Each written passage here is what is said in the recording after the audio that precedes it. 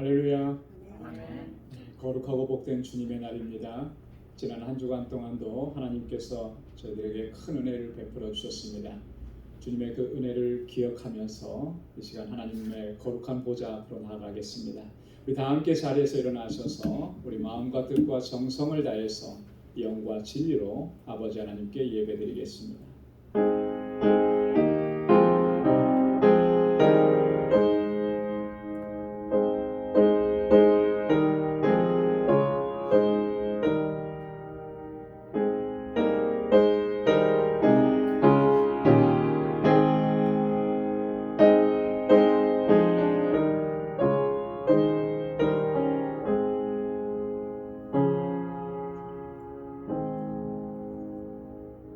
땅과 거기 충만한 것과 세계와 그 중에 거하는 자가 다 여호와의 것이로다.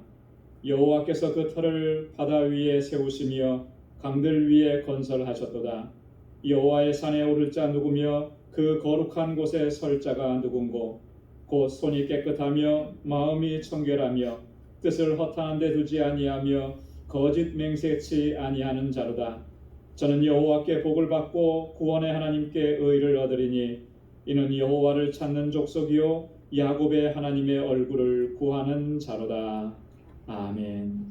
자비하시고 은혜가 풍성하신 여호와 하나님 아버지, 오늘도 거룩하고 복된 날을 저희들에게 허락해 주시고 우리의 발걸음, 우리의 심령을 주님의 보좌 앞으로 인도해 주시고 이렇게 하나님을 경배하고 찬양하며 주님께 영광 돌리게 하시니 감사합니다.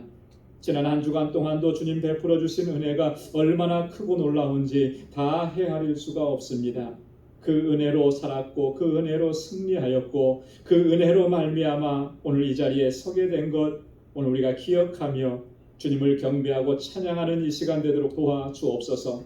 여전히 우리 안에 있는 더럽고 추하고 악한 모습 주님 앞에 고백하오니 우리 주님의 그 십자가의 보혈로 깨끗하게 씻어주셔서 정결하게 하옵시고 아버지께서 받으시기에 합당한 거룩한 산제사를 이 시간 올려드릴 수 있도록 주장하여 주옵소서. 우리의 예배를 받아 주옵소서. 예비하신 주님의 은혜로 충만하게 채워 주옵소서. 예수님의 이름으로 기원하옵나이다. 아멘. 전능하사 천지를 만드신 하나님 아버지를 내가 믿사오며 그 외아들 우리 주 예수 그리스도를 믿사오니 이는 성령으로 잉태하사 동정녀 마리아에게 나시고 본디오 빌라도에게 고난을 받으사 십자가에 못 박혀 죽으시고 장사한 지 사흘 만에 죽은 자 가운데서 다시 살아나시며 하늘에 오르사 전능하신 하나님 우편에 앉아 계시다가 저리로서 산 자와 죽은 자를 심판하러 오시리라. 성령을 믿사오며 거룩한 공예와 성도가 서로 교통하는 것과 죄를 사하여 주시는 것과 몸이 다시 사는 것과 영원히 사는 것을 믿사옵나이다. 아멘. 자리에 앉으시기 바랍니다. 찬양으로 하나님께 영광 돌리겠습니다.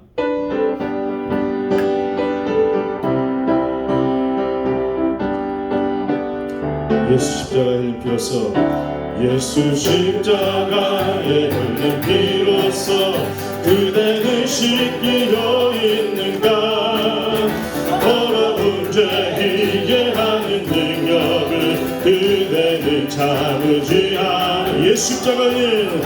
예수 십자가에 흘린 피로써 그대는 씻기려 있는가? 더러운 죄 이해하는 능력을 그대는 참으지 않은가? 예수의 그대는 씻기어 있는가?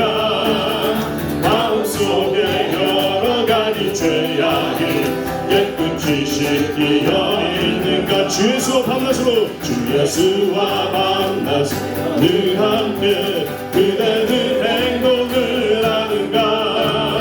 아무 때나 어디든지 그대는 십자가 붙들고 있는 예수의 보혈로 그대는 씻기어 있는가? 마음속에 여러 가지 죄악을 깨끗이 씻기어 있는가? 주님 예수 다시 볼 때 그대는 영접할 예복이 있는가? 그대 몸은 거룩한 곳 성전에 들어갈 준비가 됐는가?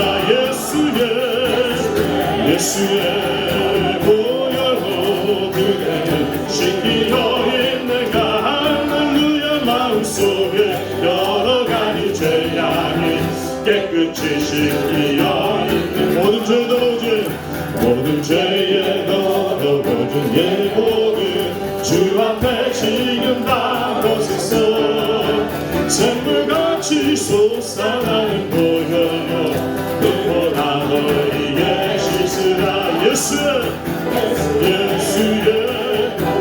보혈로 그대는 씻기어 있는가?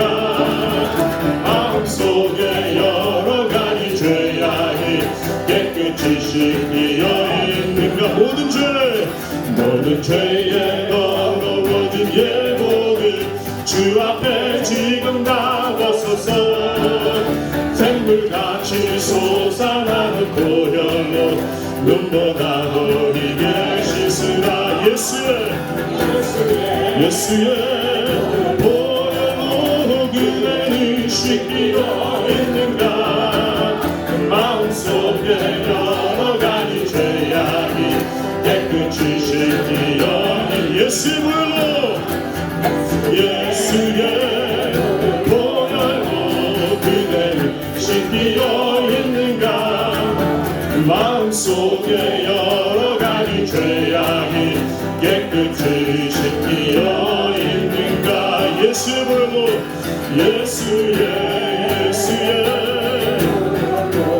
보혈로 그대는 씻기어 있는가? 마음속에 여러 가지 죄악이 깨끗이 씻기어 있는가? 다시 한번 예수의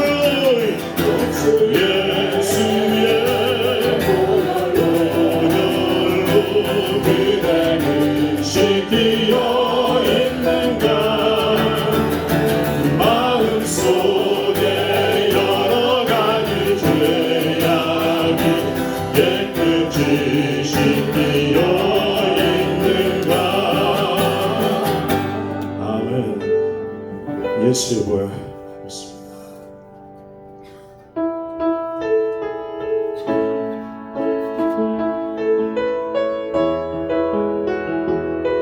우리가 드리는 이곳에서 주님 예배를 받으십니다. 아멘. 하늘의 문을 여소서. 하늘의 문을 여소서. 이곳을 주목하소서. 주를 향한 노래가 꺼지지 않으니 하늘을 열고 보소서. 이곳에 임재하소서. 주님을 기다립니다. 기도의 향기가 하늘에 닿으니 주여 임재하여 주소서. 이곳에 오소서. 이곳에 앉으소서. 이곳에서 드리는 예배를 받으소서. 주님의 이름만이 오직 주의 이름만 이곳에 있습니다. 하늘의 문 여소서. 하늘의 문을 여소서. 이곳을 주목하소서.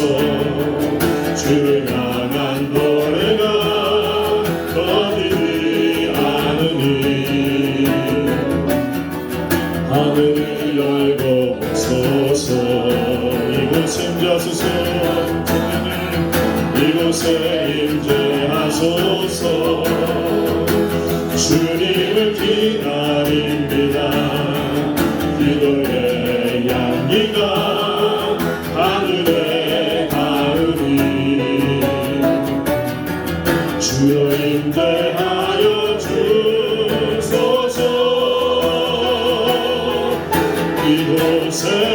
오셔서 이곳에 앉으소서. 이곳에서 드릴 예배를 받으소서.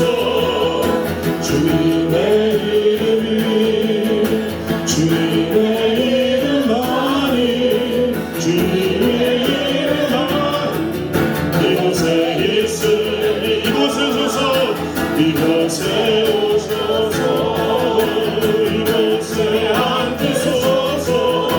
이곳에서 드리는 예배를 받으소서. 주님의 이름이 주님의 이름만이 오직 주의 이름만 이곳에 있습니다. 다시 한번 이곳에 오셔서 이곳에 앉으소서. 이곳에서 드리는 예배를 받으소서.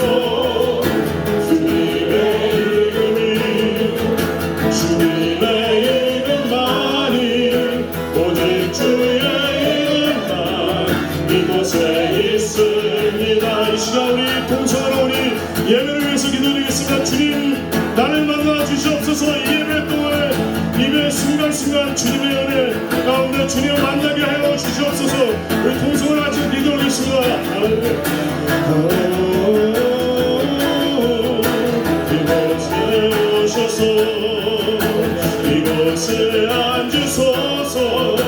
이곳에서 드리는 예배를 받으소서. 주님의 이름이 주님의 이름만이 오직 주의 이름만 이곳에 있습니다. 이곳에 오셔서 이곳에 앉으소서. 이곳에서 드리는 예배를 받으소서. 주님의 이름이 주님의 이름만이 오직 주의 이름만 이곳에 있습니다. 이곳에 오셔서 이곳에 앉으소서. 이곳에서 드리는 예배를 받으소서. 주님의 이름이 주님의 이름만이 오직 주의 이름만 이곳에 있습니다. 이곳에 오셔서 다시 이곳에 앉으소서. 이곳에서 드리는 예배를 받으소서. 주님의 이름이 주님의 이름만이 오직 주의 이름만 이곳에 있습니다.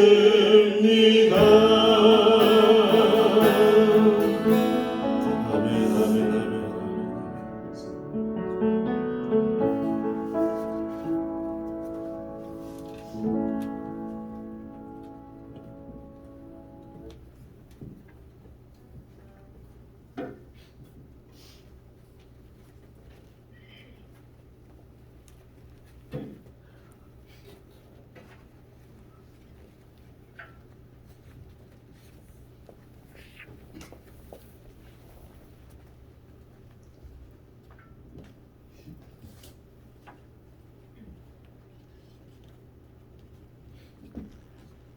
다 같이 기도하시겠습니다.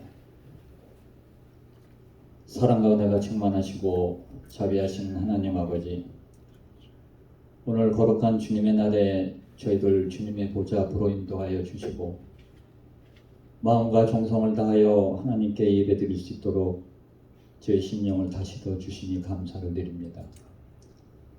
지난 세월 어둡고 암울했던 고난의 때를 저희들 지켜주시고 넉넉히 이겨낼 수 있는 능력도 주시어서 오늘 이렇게 주님을 뜨겁게 찬양하며 경배할 수 있도록 평강을 허락해 주신 하나님 아버지 더욱 감사합니다.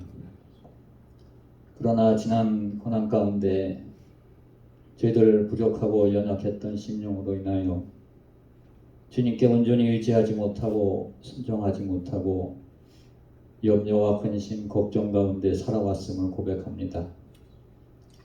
하나님 아버지 용서하여 주시고 주님의 긍휼하심으로 저희들의 못난 허물을 덮어주시어서 되찾은 저희들의 일상과 예배가 진정으로 회복되어 온전히 하나님 아버지께만 영광 올려드리는 이 시간 될 수 있도록 은혜 내려 주시옵소서. 하나님 아버지 저희 방주재단과 저희 지체들을 위하여 기도를 드립니다. 하나님 아버지께서 이 시대의 진정한 빛과 소금의 역할을 다하며 이 땅의 진정한 구원의 방주 역할을 다하라고 세워주시고 권능으로 함께하여 주시어서 주신 사명 잘 감당할 수 있는 은혜도 주셨건만 저희들의 부족함으로 때로는 감당하지 못하고 두려움으로 이루지 못한 것들이 많이 있음을 자복하오니 하나님 아버지 용서하여 주시옵소서. 오늘 다시금 깨달음 가운데 일어설 수 있도록 힘과 능력 주시고 지혜도 허락하여 주시어서 하나님의 영광을 위하여 다시 달려나갈 수 있도록 저희를 인도하여 주시옵소서. 저희 지체들 가운데 지난 고난의 때에 많은 삶의 고통과 어려움으로 인하여 받은 공고함의 무거운 짐과 육신의 질병으로 인하여 하나님께 간구하고 마음의 소원을 갖고 간절히 엎드리는 심령들이 있사오니 하나님 아버지 찾아가 주시어서 위로해 주시고 치유와 치료의 은혜를 주시사 온전케 하여 주시어서 회복된 심령과 육신의 건강함으로 마음껏 하나님을 찬양하며 함께 기쁨으로 예배드릴 수 있도록 역사하여 주시옵소서. 이 제단에서 자라나는 자녀선들을 믿음 가운데 살아갈 수 있도록 인도하여 주시고 그 마음의 소원들을 하나님 뜻 가운데 이루어 주셔서 하나님 아버지께서 항시 같이 하심을 목도하며 다음 세대를 만스 가운데 올바로 이끌어 나갈 수 있는 자녀들 될 수 있도록 은혜 내려 주시옵소서. 세계 각지에서 오직 말씀만을 붙들고 나아가시는 선교사님들을 지켜주시옵소서. 이 어렵고 고난의 힘든 가운데에서도 좌절하지 않고 오직 믿음으로 하나님 주신 사명 잘 감당할 수 있도록 필요하고 부족한 것들 하나님께서 역사하시어서 이루어 주시고 건강 주시어서 하나님 아버지 살아 역사하심을 체험하는 선교사님들과 저희들 되게 하여 주시옵소서. 오늘도 저에게 주시는 말씀 앞에 섭니다. 귀한 말씀 대언하시는 목사님 성령 충만함으로 덧입혀 주시어서 주신 말씀이 저희 마음밭에 깊이 뿌리를 내리어 회복되어가는 일상의 삶과 저희들 믿음을 새롭게 밝혀주시는 귀한 말씀 되게 하여 주시옵소서. 오늘도 제단에 울려 퍼진 찬양대의 찬양과 주님의 몸된 제단을 위하여 마음과 정성을 다해 헌신하며 봉사하는 손길들의 땀과 노력이 하늘 보좌에 상달되어 하나님의 영광 높이 드러낼 때 하나님의 은혜와 평강의 축복이 그 심령들 위에 내려지길 원합니다. 하나님 아버지 은혜 주시옵소서. 오늘도 성령의 임재 가운데 은혜의 예배 시간 되기를 바라오며 예수님의 이름으로 간절히 기도드리옵나이다. 아멘.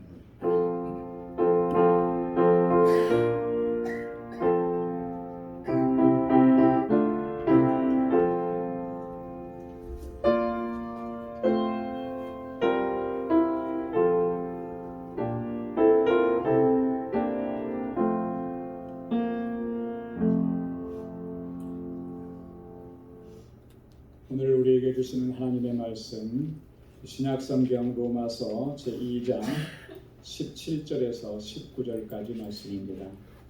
로마서 제2장 17절에서 29절까지 신약성경 241페이지에 있습니다.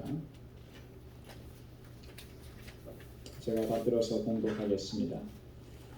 유대인이라 칭하는 내가 율법을 의지하며 하나님을 자랑하며 율법의 교훈을 받아 하나님의 뜻을 알고 지극히 선한 것을 좋게 여기며 내가 율법에 있는 지식과 진리의 규모를 가진 자로서 소경의 길을 인도하는 자요 어두움에 있는 자의 빛이요 어리석은 자의 훈도요 어린아이의 선생이라고 스스로 믿으니 그러면 다른 사람을 가르치는 내가 내 자신을 가르치지 아니하느냐? 도적질 말라 반포하는 내가 도적질하느냐? 간음하지 말라 말하는 내가 간음하느냐? 우상을 가증히 여기는 내가 신사의 물건을 도적질하느냐? 율법을 자랑하는 내가 율법을 범함으로 하나님을 욕되게 하느냐? 기록된 바와 같이 하나님의 이름이 너희로 인하여 이방인 중에서 모독을 받는도다. 내가 율법을 행한즉 할례가 유익하나 만일 율법을 범한즉 내 할례가 무할례가 되었느니라. 그런즉 무할례자가 율법의 제도를 지키면 그 무할례를 할례와 같이 여길 것이 아니냐. 또한 본래 무할례자가 율법을 온전히 지키면 의문과 할례를 가지고 율법을 범하는 너를 판단치 아니하겠느냐. 대저 표면적 유대인이 유대인이 아니요 표면적 육신의 할례가 할례가 아니라 오직 이면적 유대인이 유대인이며 할례는 마음에 할지니 신령에 있고 의문에 있지 아니한 것이라. 그 칭찬이 사람에게서가 아니요 다만 하나님에게서니라. 아멘. 할렐루야. 오늘부터 시작을 해서 2021년 하반기가 시작을 했습니다. 그리고 우리 찬양팀 또 2부 예배 때는 성가대의 찬양도 함께 시작을 합니다. 어떻게 보면 굉장히 감격스러운 그런 전환점이 된다라고 생각을 해요. 그래서 이러한 시기를 기점으로 해서 우리의 믿음, 우리의 신앙의 모습을 다시 한번 새롭게 세워가는 그런 귀한 시간들이 될 수 있기를 소망합니다. 우리나라 사람들은 우리가 다 인정하고 있듯이 대체적으로 이 겉으로 드러나는 것을 참 중요하게 그렇게 생각합니다. 체면을 중요하게 생각하기 때문에 그래요. 체면 문화가 아직도 강하기 때문에 그래서 그런 표현을 종종 쓰죠. 내 체면에 그렇게 할 수 있나 뭐 이런 말들 많이 하는 거죠.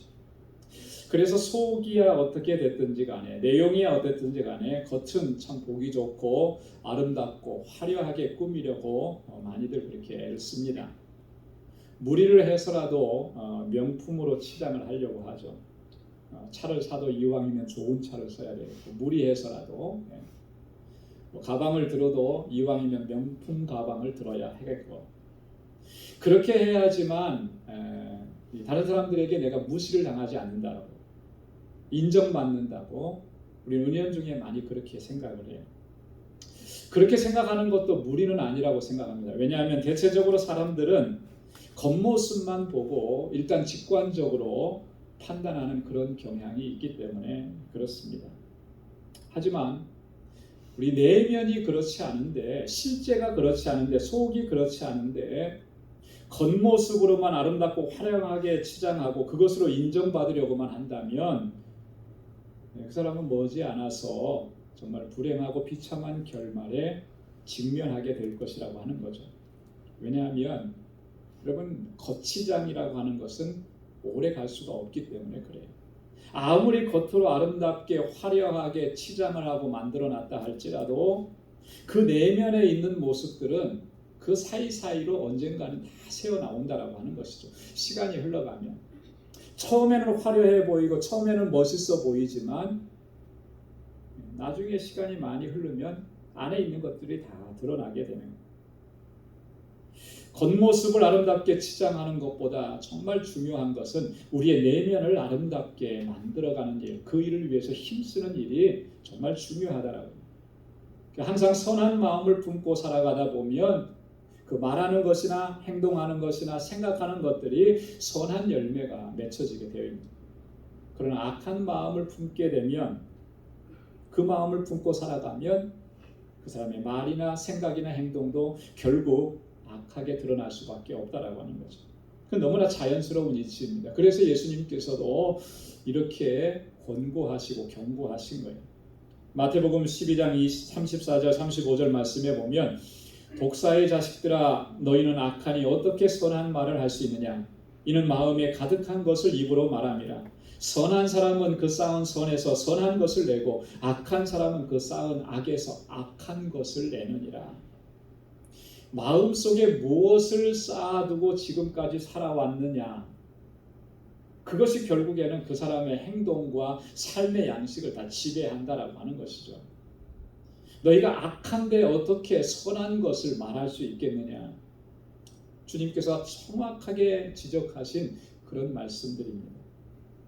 그래서 우리는 악한 마음을 제거하고 항상 선한 마음 품기를 힘써야 됩니다. 그래야만 우리의 삶에서, 우리의 행동에서 선한 것이 드러나게끔 되어 있습니다. 오늘 함께 봉독한 본문의 말씀을 보면 사도 바울이 유대인들의 죄악된 모습을 아주 신랄하게 지적하는 그런 내용입니다. 바울이 지적하고 있는 이 모든 내용들의 핵심이 뭐냐면 이런 거예요. 당시의 그 유대인들은 외적인 것들만을 붙잡고 살아가면서 그들의 신앙이, 하나님을 향한 그들의 열정이 얼마나 변질되고 얼마나 왜곡되었느냐라고 하는 것, 그것을 지적하는 것입니다. 바울은 이 부분을 지적하면서 오늘 우리들이 정말로 본질적인 것들을 붙잡아야 한다라고 하는 사실을 또한 강조하고 있다라고. 여러분, 유대인들은 참으로 특별한 민족입니다. 세계 모든 민족 가운데에서 유일하게 하나님의 택하심을 받은 민족 아니죠. 그래서 그들은 선민이라고 하는 것을 굉장히 자랑스럽게 생각해요. 특별한 은총을 입었습니다. 그래서 그들의 자부심은 대단했어요. 어느 정도로 대단했느냐 하면 오늘 본문 말씀에서 이렇게 기록합니다. 우리 17절부터 20절까지 말씀 우리 다시 한번 우리 한 목소리로 같이 읽어보도록 하겠습니다. 17절부터 시작. 유대인이라 칭하는 내가 율법을 의지하며 하나님을 사랑하며 율법의 교훈을 받아 하나님의 뜻을 알고 지극히 선한 것을 좋게 여기며 내가 율법에 있는 지식과 진리의 규모를 가진 자로서 소경의 길을 인도하는 자요 어둠에 있는 자의 빛이요 어리석은 자의 훈도요 어린아이의 선생이라고 스스로 믿으니. 자, 바울이 지금 유대인들의 모습을 보면서 그들이 얼마나 참 대단한 자부심을 가지고 살아가고 있는지를 이렇게 쭉 설명을 한 거예요. 우리는 율법을 가졌고 우리 하나님이 우리와 함께 계시고 우리는 하나님의 뜻을 잘 분별하여서 알고 이 율법의 규모와 율법의 이 지식을 우리는 다 가지고 있고 그래서 너희들을 충분히 가르치고 어리석은 자들을 가르치고 우리는 어린아이의 스승이고 이렇게 나이 어린 어린아이의 스승이라는 게 아니에요. 아직도 율법을 알지 못하는 사람들의 스승이라고 스스로 이렇게 자부하고 있었다라고 하는 거예요. 그런데 바울이 지금 지적하는 건 그거예요. 그렇게 스스로를 자랑스럽게 여기면서도 정작 그에 합당한 삶을 그들은 살아내지 못하고 있었다라고 하는 거예요. 율법을 가졌고 율법의 교훈을 받았고 하나님의 뜻을 잘 안다고 그래서 그걸 가지고 어리석은 백성들을 가르칠 수 있던 그런 스승이라고 스스로 생각했지만 정작 그 율법을 통해서 자신들은 가르침을 받지 않았다라고. 바울은 이 부분을 보고 지적을 한 겁니다. 그래서 오늘 21절 말씀에 보면 그러면 다른 사람들을 가르치는 내가 내 자신을 가르치지 않느냐. 다른 사람들은 율법으로 가르치면서 왜 너는 스스로 그 율법을 통해서 가르침을 받지 않느냐.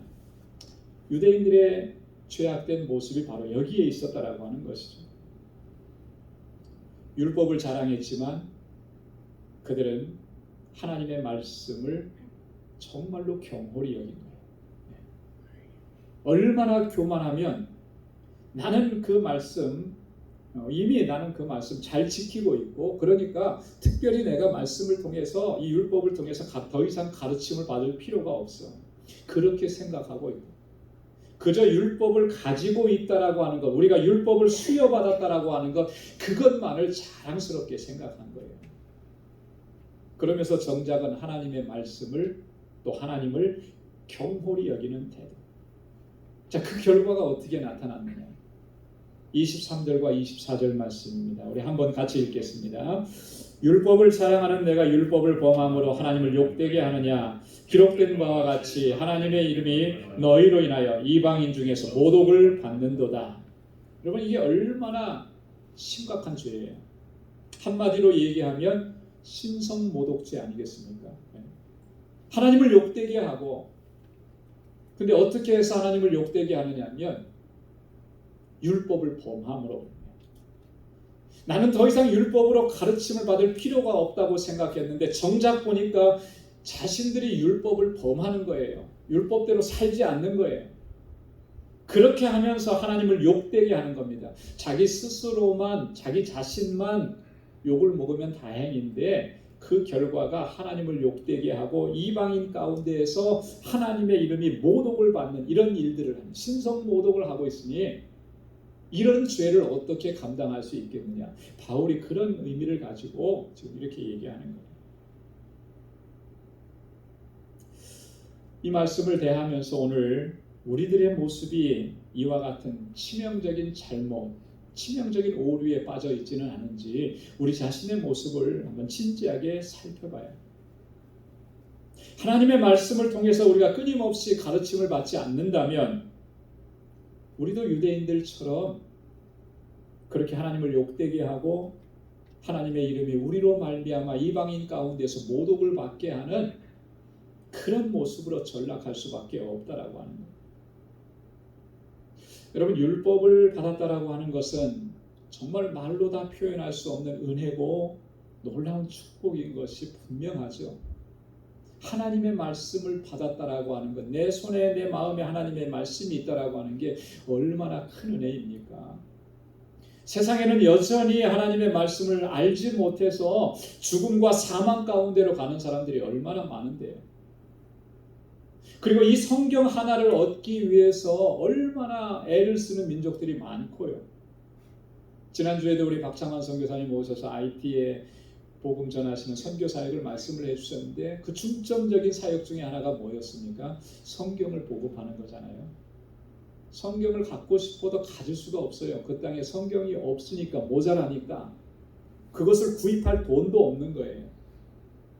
그러니까 말씀을 받았다라고 하는 것, 내 안에 성경이 있다라고 하는 게 이게 얼마나 큰 은혜고 큰 축복이냐라고 합니다.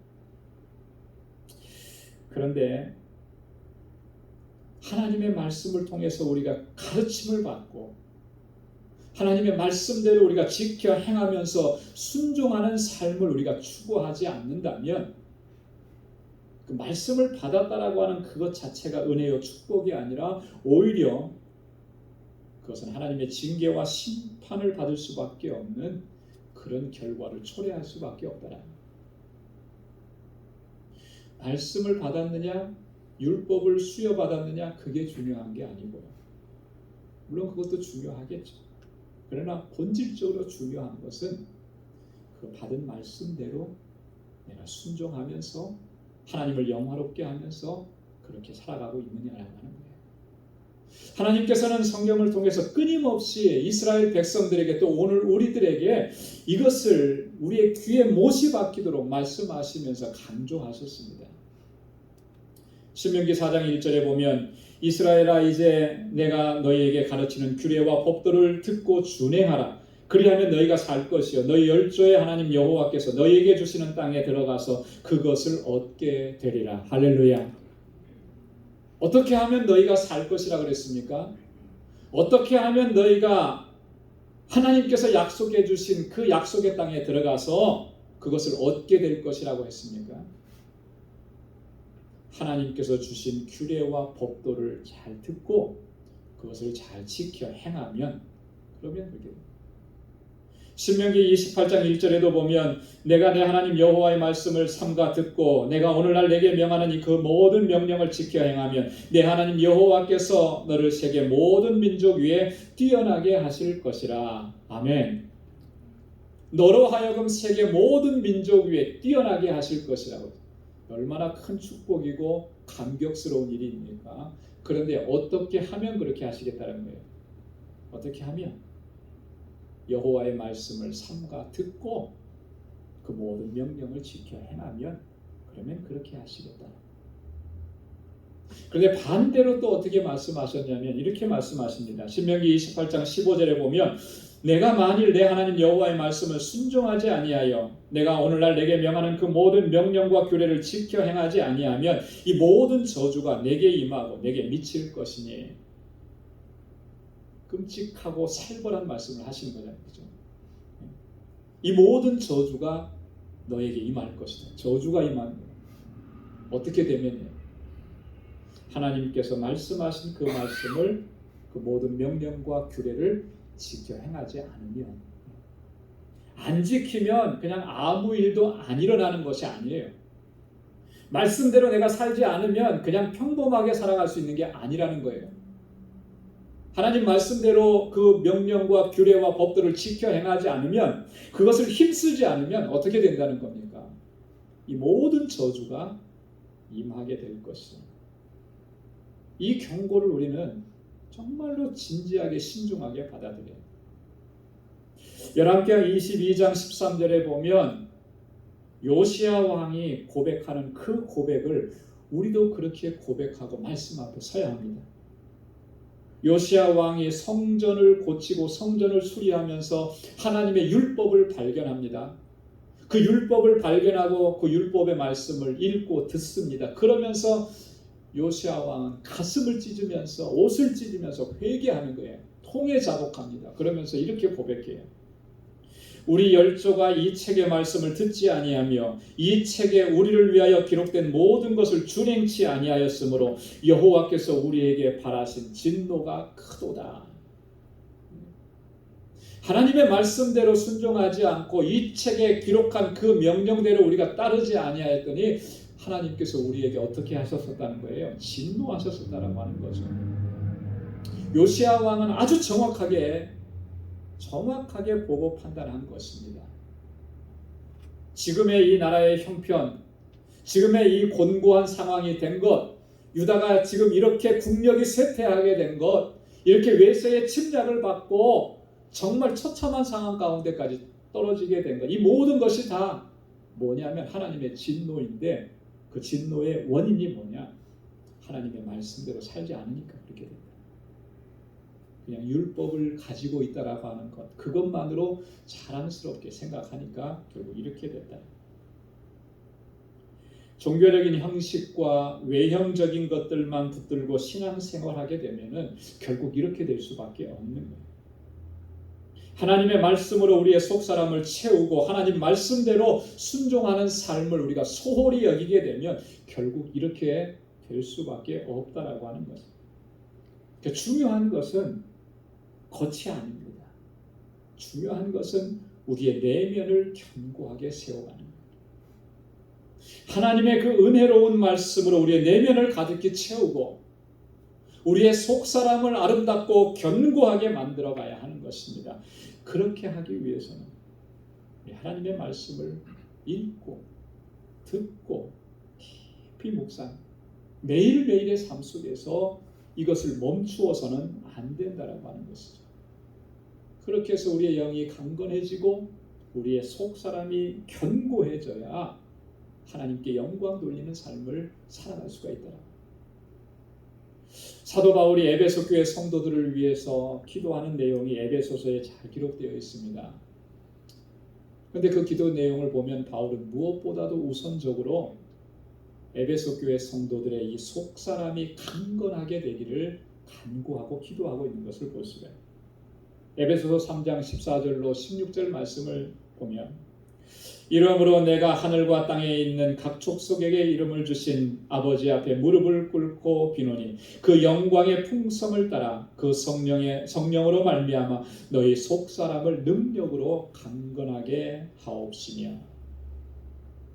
너희의 속사람을, 너희의 내면을, 너희의 영을 성령의 능력으로 강건하게 해주시기를 바랍니다.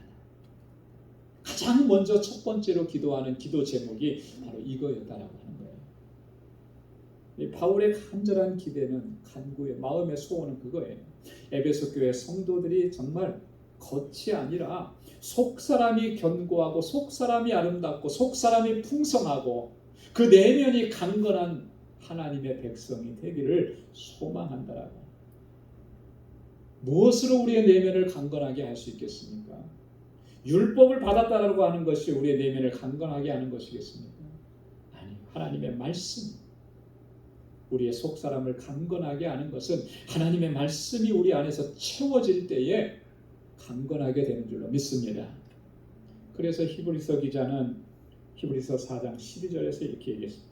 하나님의 말씀은 살았고 운동력이 있어 좌우의 날선 어떤 검보다도 예리한.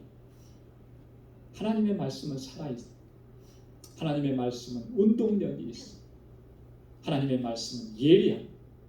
그래서 그 말씀이 내 안에서 역사하면 내 이 굳어졌던 심령들을 녹여내고 우리의 완고했던 그 마음들을 녹여내고 하나님의 은혜로 채워지고 풍성해지고 강건하게 만들어준다.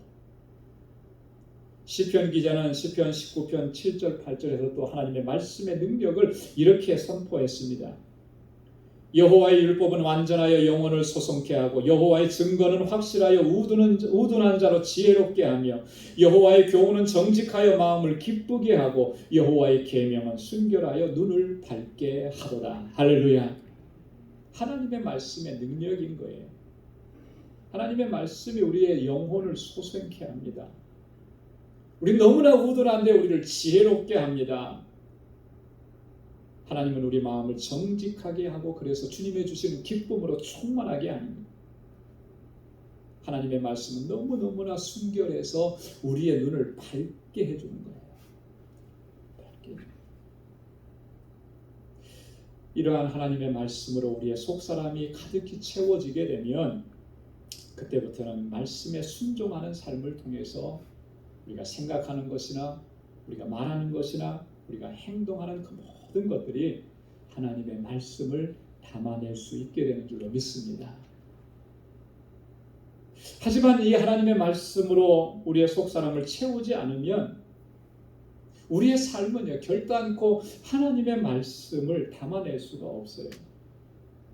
그렇게 오랫동안 신앙생활했고 그렇게 오랫동안 교회 생활했고 그렇게 정말 교회 안에서는 중요한 직분을 받아서 그렇게 이곳저곳에서 우리가 섬긴다고 하는데 정작 그 안에는 하나님의 말씀으로 채워지지 않으니까 그의 삶의 모습을 통해서는 말씀이 드러나질 않는 거예요. 능력이 드러나질 않는 거예요.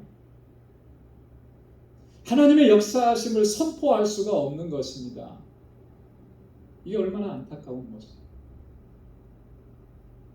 겉으로 드러난 것들만 자랑하니까 그 속에는 아무것도 없어요. 아무것도 없으니까 뭘 드러내고 뭘 나타낼 수가 있겠어요.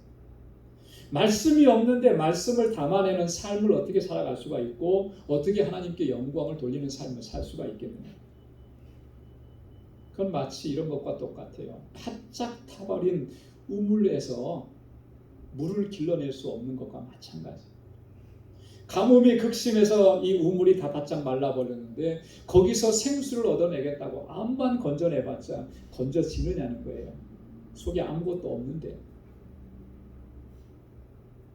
외형적인 것들만 붙잡고 겉에 있는 것들만 붙잡고 겉멋만 번지르게 하면서 정말 이 속사람을 말씀으로 채우지 않으면 그런 결과를 나타낼 수밖에 없다라고 하는 거예요. 그래서 오늘 우리의 신앙의 모습을 정말 진지하게 돌아보자는 거예요. 내가 지금까지 신앙생활을 하면서 뭐 붙잡고 살아왔는가? 뭘 자랑스럽게 여기면서 살아왔는가? 외적인 것들만 붙잡고 겉으로 보이는 것들만 붙잡고 우리가 살아오지 않았나?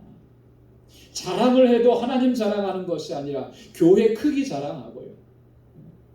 자랑을 해도 하나님께서 역사하신 일들을 선포하는 것이 아니라 내가 한 일을 선포하고 내가 이런 직분을 가지고 있다라고 하는 것만 자랑스럽게 여기고 여러분 그런 것들만 붙잡고 자랑하면서 살아왔다면 우리나 지금 바울이 지적하고 있는 2000년 전의 유대인들이나 뭐가 다르겠습니까? 똑같은 것이죠. 인간적으로 보면 그런 것들이 자랑할 만한 것이 될 수도 있겠죠. 하지만 우리의 신앙생활이 그런 것들을 자랑하는 것 속에 갇혀버리게 되면 우리도 결국은 치명적인 결론에 도달할 수밖에 없다라고 하는 거예요. 오늘 우리는 사도 바울이 결론적으로 권고하고 있는 이 말씀을 우리는 가슴 깊이 새겨야 할 줄로 믿습니다. 오늘 본문 말씀의 마지막 부분입니다. 28절과 29절 말씀 우리 한번 같이 읽어보도록 하겠습니다. 다 같이요. 대저 표면적 유대인이 아니요 표면적 육신의 할례가 할례가 아니라 오직 이면적 유대인이 유대인이며 할례는 마음에 할지니 신령에 있고 의문에 있지 아니한 것이라. 그 칭찬이 사람에게서가 아니요 다만 하나님에게서니라. 아멘. 표면적 유대인이 아니라 오직 이면적 유대인이라. 유대인들은 자신들의 혈통을 자랑했습니다. 그러나 바울은 분명하게 말합니다. 유대인이라고 하는 혈통이 중요한 것이 아니라 이면적 유대인이죠. 마음의 할례를 받고 그 속 사람을 하나님의 말씀으로 가득히 채운 사람만이 진정한 하나님의 사람이고 하나님의 백성이라고 하는 것을 이야기합니다. 하나님께서 뭘 중요하게 보시는지를 바울이 이야기하는 것이죠. 하나님은 우리의 내면을 보시는 겁니다. 우리의 속 사람을 보시는 마음의 할례가 행해졌느냐, 육체에 행한 그 할례로 유대인이라고 하는 하나님의 선민이라고 하는 그 표식이 중요한 것이 아니라 이 마음이 우리의 심령이 그렇게 할례 받은 심령이냐라고 하는 거예요. 마음이 할례를 받지 못하면 육체의 할례는 아무 의미가 없다. 우리 주 성령님께서 내적인 인치심을 주시지 않았다면 육체의 할례라고 하는 그것은 아무런 가치가 없다라고 하는 거예요. 하나님의 말씀으로 우리의 마음을 찢는 이 참된 회개의 역사가 우리 가운데 있지 아니하다면 우리는 예수님 당시의 제사장들이나 바리새인들이나 서기관들과 같이 그렇게 겉으로 드러난 모습만, 겉모습만 화려하게 치장하는 종교 생활로 우리의 신앙생활이 전락할 수밖에 없다라고 하는 경고입니다. 이런 사람들에게 주님께서는요, 한치의 반영도 없이 아주 신랄하게 비판하시고 처절하게 저주를 선포하셨다라고 하는 것을 우리는 기억합니다. 마태복음 23장 25절로 26절에 화 있을진저 외식하는 서기관들과 바리새인들이여 잔과 대접의 겉은 깨끗이 하되 그 안에는 탐욕과 방탕으로 가득하도다. 소경된 바리새인아 너는 먼저 안을 깨끗이 하라. 그리하면 겉도 깨끗하리라. 할렐루야. 안을 깨끗이 해야 돼. 우리 내면을 채워야 됩니다. 하나님의 말씀으로 채워야 돼. 은혜의 말씀으로 채워야 돼. 그리하면 겉으로 드러나는 모습도 하나님께서 기뻐하시는 모습으로 드러나요. 지금까지 우리가 외적인 것들만 붙잡고 있었습니까? 그걸 자랑스럽게 생각했었습니까? 그것 때문에 우리가 하나님한테 더 가까이 가지 못하는 우리의 속사람을 채우고 말씀으로 채우고 하나님의 은혜로 채우고 주님을 간절히 사모함으로 채우고 그래서 우리의 말과 생각과 행동을 통해서 삶을 통해서 하나님께서 행하시는 그 놀라운 역사를 드러내고 말씀을 담아내는 그런 귀하고 복된 삶을 살아갈 수 있는 우리 모두가 될 수 있기를 주님의 이름으로 축원합니다. 기도하겠습니다. 은혜가 풍성하신 아버지 하나님 참 고맙고 감사합니다. 오늘 이 아침에도 이렇게 주님을 경배하고 찬양할 수 있게 하시고 하나님의 귀한 말씀을 통해서 우리의 실존을 바로 볼 수 있도록 도와주셔서 감사합니다. 바울은 유대인들의 그 신앙생활의 모습이 얼마나 잘못되어 있는지를 철저하게 정말 정확하게 신랄하게 그 모습을 지적해냈습니다. 그리고 그 모습이 바뀌지 않으면 하나님의 저주를 받을 수밖에 없다라고 하는 것을 경고했습니다. 정작 그 모습이 바로 우리의 모습이었음을 하나님 우리가 이 시간 고백합니다. 주님 우리를 불쌍히 여겨 주옵소서. 주의 말씀으로 우리의 속사람을 채우게 하여 주옵소서. 성령께서 우리 마음을 강건하게 하시고 주의 영으로 가득히 채워주셔서 하나님의 뜻하신 바를 온전히 담아낼 수 있는 우리의 삶과 사역이 될 수 있도록 우리 가운데 역사하여 주옵소서. 감사하며 예수님의 이름으로 기도드리옵나이다. 아멘. 네, 찬송 212장 부르시면서 준비하신 예물 하나님께 드리겠습니다.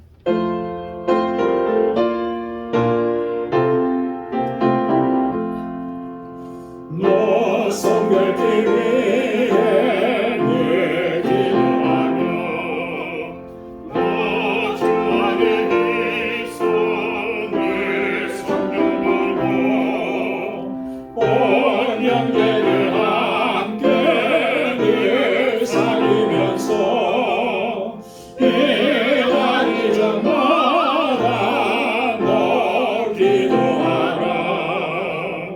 너 성결케 위해 내 머리 숙여 성밀히 계신 내 주께 빌라. 죄사리여 살면 죄 닮으리니 널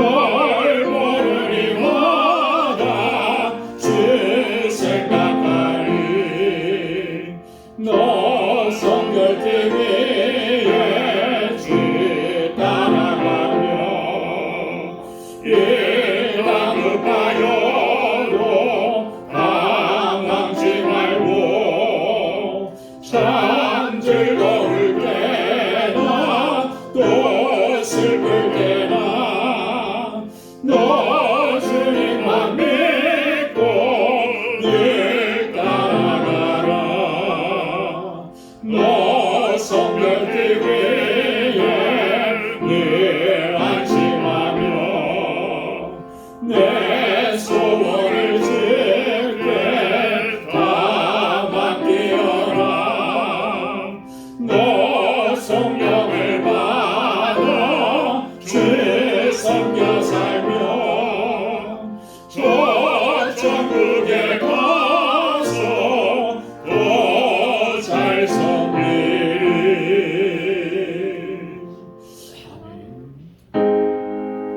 나 가진 모든 것 다 주의 것이니 그 받은 귀한 선물을 다 주께 바치네.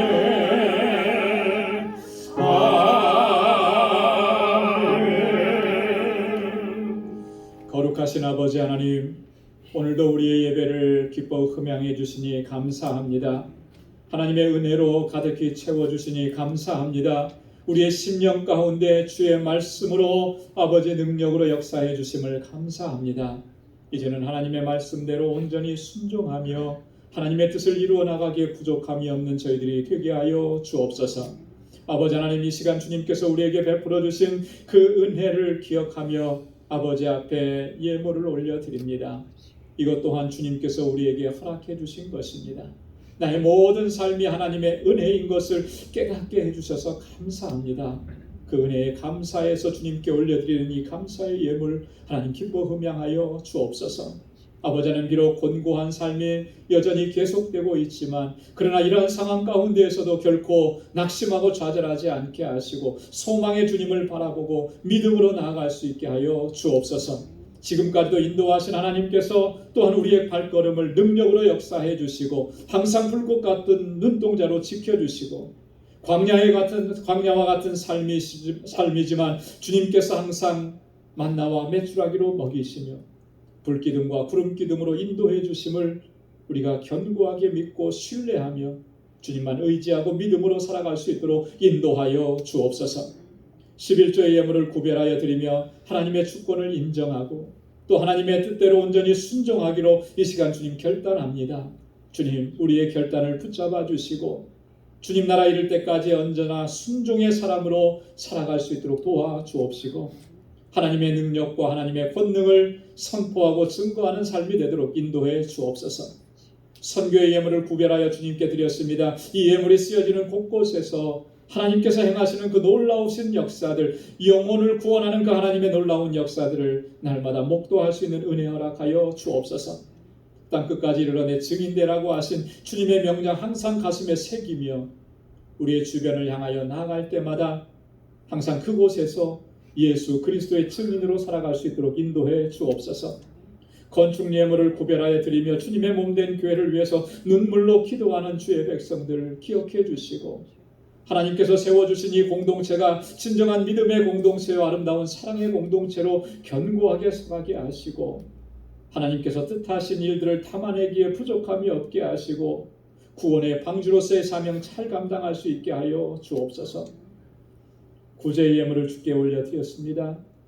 내 이웃을 내 몸과 같이 사랑하라고 하신 주님의 명령을 다시 한번 기억하고 가슴에 새깁니다. 하나님께서 베푸신 그 은혜와 그 사랑을 이제는 나누며 살아갈 수 있게 하여 주옵소서. 우리의 주변을 돌아볼 수 있게 하시고, 하나님 궁핍한 가운데 있는 우리의 이웃들을 돌볼 수 있는 귀한 마음과 하나님 우리의 삶의 자세를 허락하여 주옵소서. 아버지 하나님, 우리 방주의 권속들 또 한 주간 세상을 향하여 나아갑니다. 저들의 삶의 터전을 붙잡아 주옵소서. 어디를 가든지 누구를 만나든지 어떠한 상황 가운데 있든지 하나님의 도우심과 능력으로 승리의 삶을 살게 하시고 우리 주님을 증거하는 삶이 되게 하시며 복의 근원된 삶이 되도록 주님 인도하여 주옵소서. 모든 것 감사하고 예수님의 이름으로 봉헌 기도드리옵나이다. 아멘. 우리 전후좌우에 계신 분들과 함께 인사 나누시기 바랍니다. 샬롬, 주님의 평강이 함께하길 바랍니다. 손도 마음껏 흔들어 주시고요. 사랑합니다. 축복합니다. 예. 가까이 계신 분들은 악수해도 좋고요. 예. 주님의 사랑과 주님의 큰 은혜가 가득하기를 바랍니다. 오늘 영상으로 예배를 드리시는 분들에게도 주님의 크신 은혜가 넘치기를 바랍니다. 감사합니다. 교회 소식 전해드리도록 하겠습니다. 2021년 하반기가 이제 시작이 되었습니다. 지난 전반기 6개월 동안도 정말 하나님께서 말할 수 없는 은혜를 우리에게 베풀어 주셨고 정말 순간순간이 기적의 삶이었다고 우리가 고백하지 않을 수가 없습니다. 너무나 감사하고 특별히 힘들고 어려운 시간들을 잘 감당하고 이겨낼 수 있도록 인도해 주신 그 하나님께 모든 감사와 또 찬양과 영광을 올려드립니다. 자, 이제는 보도를 통해서 다 들으시고 아시다시피 이 뉴욕이 모든 규제가 참 많이 완화가 되고 또 이 정상을 되찾아가고 있습니다. 물론 여전히 위기와 또 위험이 있는 것은 분명해요. 하지만 모든 것들이 이제 정상적으로 찾아가기 때문에 여러분 예배 드리는 일에도 현장에 나와서 예배당에 나와서 예배 드리는 일에도 여러분 최선을 다하시기 바랍니다. 언제까지 우리가 이건 무섭고 저건 무섭고 해서 같이 나가서 예배 드리지 못합니다. 이렇게 하기는 참 더 이상은 아닌 것 같아요. 같이 모여서 예배 드려야 되고 같이 하나님을 예배해요. 영상으로 예배 드려 보셔서 다들 경험해 보셨잖아요. 이게 길어지면 길어질수록 예배에 집중하기도 힘들고 그렇다라고 하는 것 대부분 다 동의합니다. 그래서 이렇게 이제 많이 완화되고 좋아졌을 때 여러분 같이 나오셔서 함께 예배하는 그런 우리 모두가 되길 바라고요. 기타 모임과 기도회 또 맡겨주신 직분 감당하는 일에도 여러분 최선을 다해 주시기를 바랍니다. 7월 셋째 주일은 우리 교회 창립 22주년 감사주일로 지킵니다. 우리 선교지 소식입니다. 우리 멕시코 정득수 선교사님께서 지난주에 소식을 보내오셨는데 8월 초에 이제 그 선교지로 복귀하신다고 합니다. 복귀하시게 되면 할 일들이 참 너무 많아요. 오랫동안 많이 비워두었고 사역을 감당하지 못했었기 때문에 그래서 기도를 부탁해 오셨는데 크게 보면 두 가지입니다. 첫째는 그동안에 이렇게 멈추어 있던 알라메다 방주교회 주일 사역 그리고 주중의 사역들을 다시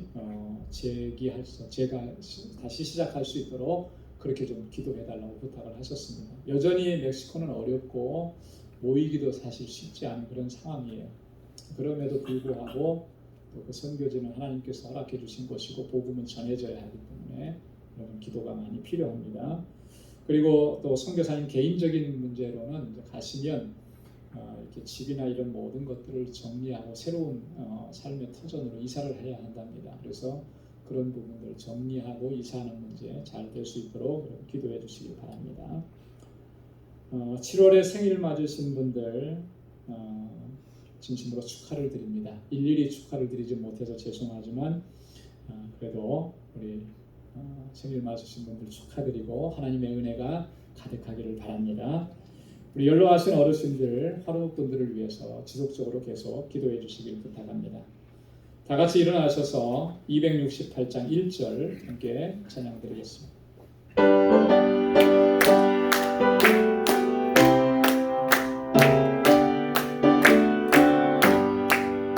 온 세상 위하여 나 복음 전하리 만백성 모두 나와서 주 말씀 들어라 죄짐에 빠져서 헤매는 자들아 주님의 음성 곧 듣고 너 구원 받아라 전하고 기도해 매일 증인 되리라 세상 모든 사람들 듣고 그 사랑 알고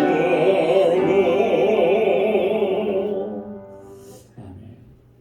이제는 우리 주 예수 그리스도의 무한하신 은혜와 하나님 아버지의 크고 놀라우신 사랑과 성령의 위로 교통 충만하심의 역사가 하나님의 말씀으로 우리의 속사람을 채우고 우리의 말과 생각과 행동을 통해서 하나님의 말씀을 드러내는 삶을 살아가기로 결단하는 우리 방제 모든 믿음의 권속들과 또 저들의 가정과 직장과 생업의 터전과 학업 위에 이제로부터 영원까지 함께 하시기를 간절히 축원하옵나이다. 아멘.